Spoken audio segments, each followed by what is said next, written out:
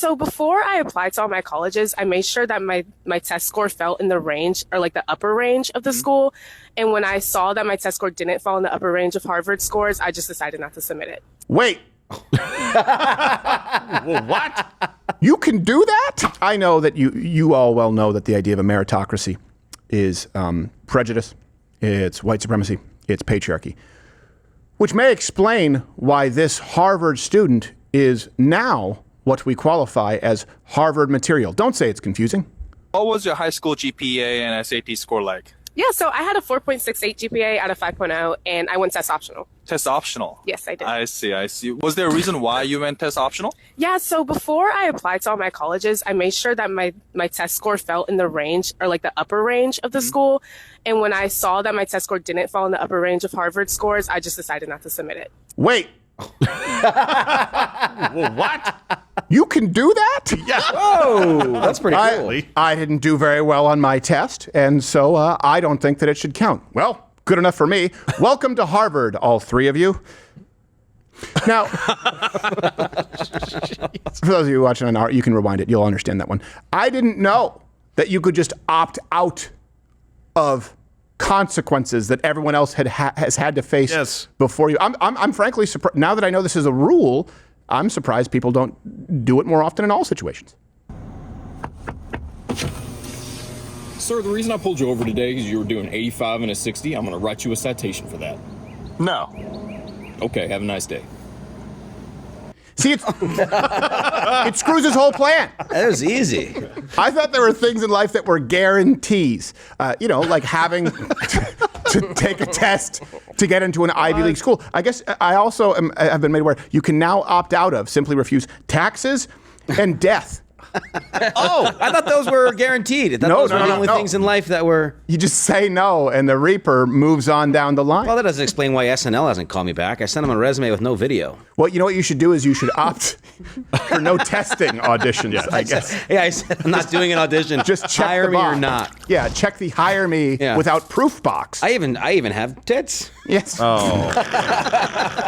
Nice. That's a different league. It's like Pelosi, her.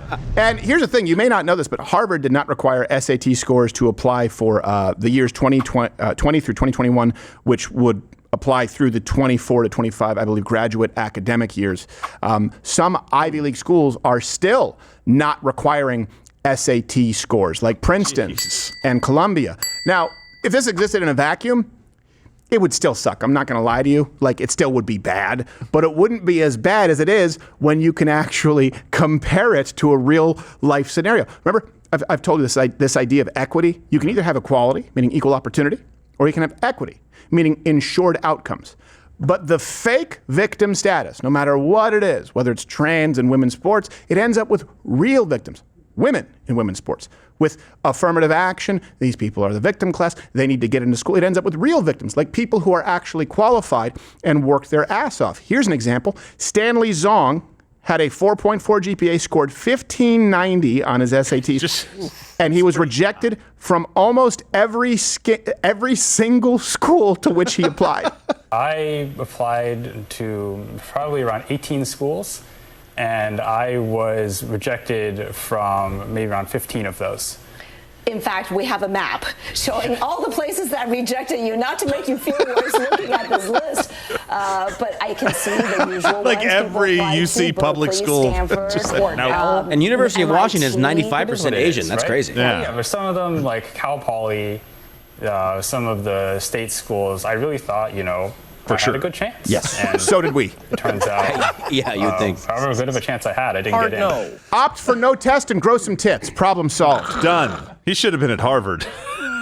Well, he now works for Google, by the way. So this just shows you how the game is played. It shows you how the deck is stacked against you, where a guy like this obviously is wanted in the corporate workforce. He brings value. He's working at Google, but he can't get into the school where Miss Opt Out of the Tests gets gratefully accepted.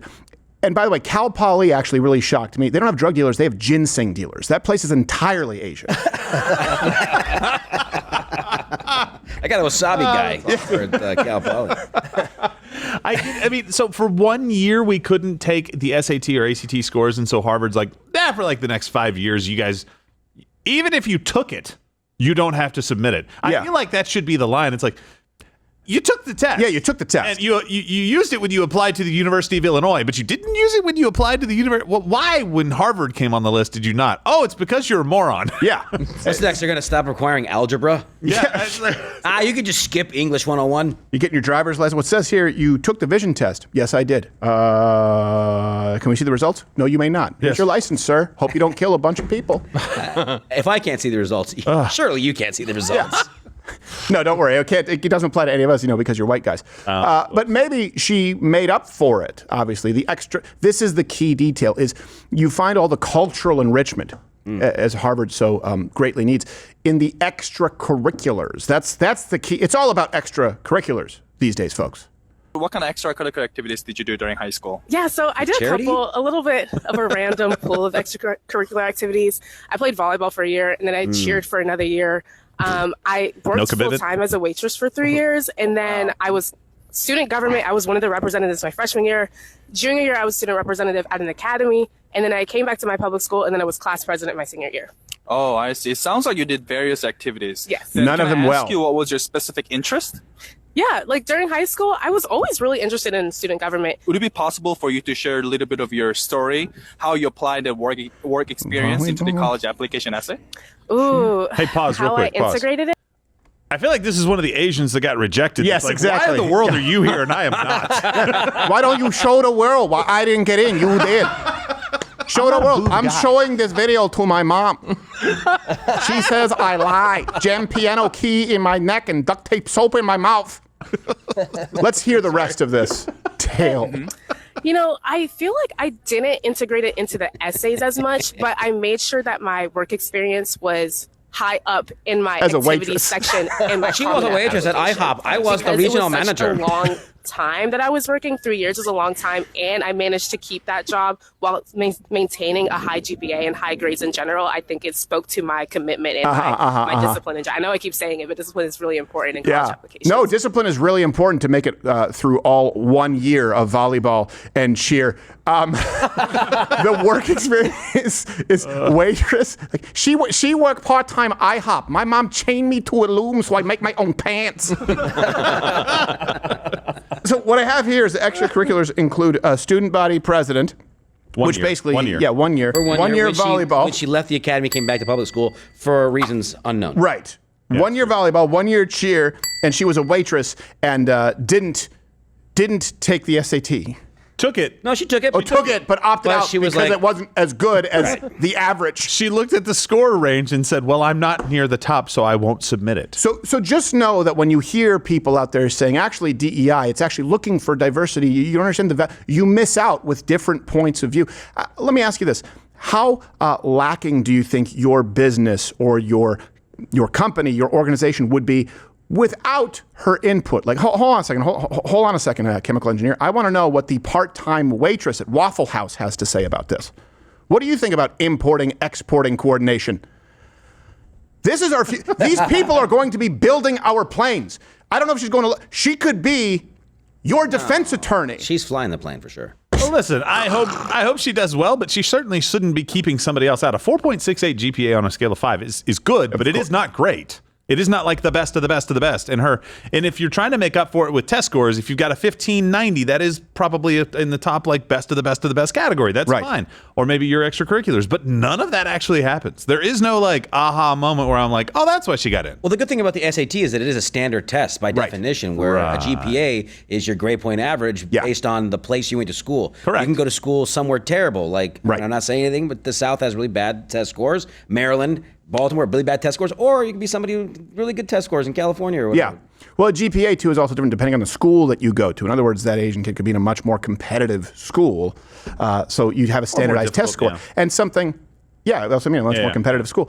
And, that's what I meant, yeah. And the issue here is you will hear this, and just so you know, I was on Pierce Morgan, and I knew that this topic might come up, but we never got there because I dropped the N-bomb. Is allegedly. The left will say affirmative action works because, and they point to one study that's 6-year graduation rates. When you look at SAT scores, they are definitively lower for the affirmative action class. as far as the people who are accepted to these schools. And then when you look at standardized tests, for example, like the bar exam, they pass at a much, much lower rate. When you look at standardized testing methods that are blind, that should be considered beautiful, they have no business being there. This girl, sure, very nice girl. Yeah. I'm sure she's a decent waitress. And I'm sure that her volleyball team was thrilled to have her amongst them for the 1 year that she participated. But she has no business being at Harvard. Yes. This is the result of equity. And we're going to get to the depression rates, the SSRI rates for young women that we saw during the era of COVID. When reality hits you and there's a problem that you can't just work and manipulate your way through as some kind of a diversity quota fill, guess what? You now have a problem to deal with. And you can't say it's the world's fault anymore. It's yours. And this is irreparably damaging, not only the fabric of our society, but for those of you who don't realize, young women like her as well. Comment below if you would love to have her amongst your Ivy League brethren. Hey, do you like what you saw? I don't know how, because it's on YouTube and we have to cut all the good parts out. So you should tune in live weekdays at 11 a.m. Eastern on Rumble, where we can still speak freely and even use words like and get and so. Whoa. You've been here this whole time? Yeah. It's not good.